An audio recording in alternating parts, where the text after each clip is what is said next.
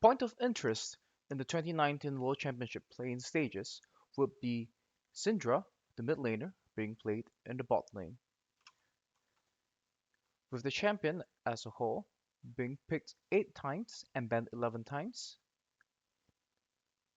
Out of a total of 20 games, the champion has a 95% presence, and specifically in the bot lane, she boasts a 52% win rate in solo queue. So far, she has won 3 games and lost 2 in the mid lane, and she has been picked 3 times in the bot lane, of which she has won once and lost twice. The first time we saw Syndra being played in the bot lane in Season 9 was by G2's Perkz, a mid laner who transitioned over to the AD carry position, pulling it out in crucial moments. In Game 5 against Fnatic of the LEC semifinals, where he had a 10, 2, and 8 KDA, and in Game 5 of the MSI semifinals against SK Telecom, where he had a 3, 1, and 11 KDA, both of these being wins. For Perkz, who rose swapped over from the mid lane, this was a comfort champion to clutch in Game 5 of Playoff Series. Most recently, 3 patches ago on 9.16, we saw a buff to Syndra's abilities, adding 15 damage to her E and adding an additional 10% bonus damage to champions on her max rank Q when she gets the Transcendence of a passive.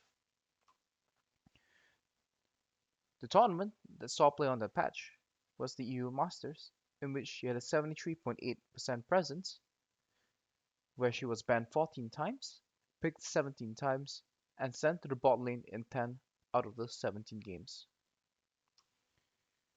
Within the planes thus far, we have only seen her appear 3 times in the bot lane, with Unicorns of Loves in X, who has been the mage specialist of sorts, playing her once in the Lost to Mammoth, and low-key Celebrity, winning once against HK with her, and losing once with her against Mega. It's not only these players who are buying into the hype, as there are a whole bunch of players who are in Europe to boot camp for Worlds, and they have picked up Syndra as a tool in their arsenal.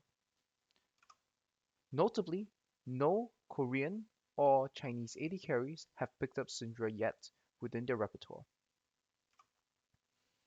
Syndra can be described as an extreme lane bully, trading off the sustained DPS of an ADC for a pressure point in the early game and an extremely strong pick 2 in the mid game. As a lane bully, Syndra has extremely efficient wave clear. She has a 980 range poke ability, and she has a reverse Xayah terraforming ability. By placing spears on the ground, she is able to channel her opponents to walk into specific lanes. And on top of that, she has a all-in at level 6 of around 650 damage, calculated after damage resistances, with 3 balls existing on the ground. The way she functions in lane is very similar to that of a traditional Ashe or Varus, where you want to actively shove the opponents in, poke them under the turret, and take plates when possible. This is achieved by having your mid and jungle enforce for the bottom side of the map and push aggressively to take the turret platings. Most importantly, the mid and jungle should be enforcing to prevent opponent ganks. Her weaknesses can be examined largely by the lack of having a traditional AD carry, and as a result, she comparatively falls off after level 11 and at 2 items.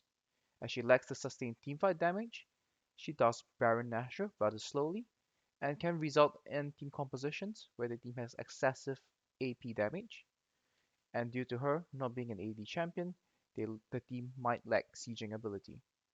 Most commonly within the EU Masters, the teams have compensated for this by playing a Tristana in the mid lane to have the long range AD damage of an AD carry. However, her win rate in the planes has not been the best so far. This can be examined for a couple of reasons. Teams have not set up properly for her, with the junglers and mid laners not giving her the right setup to play as aggressively as she would like. Supports, not stepping up to match her line for her to be effective in pushing the lane and chunking out opponents.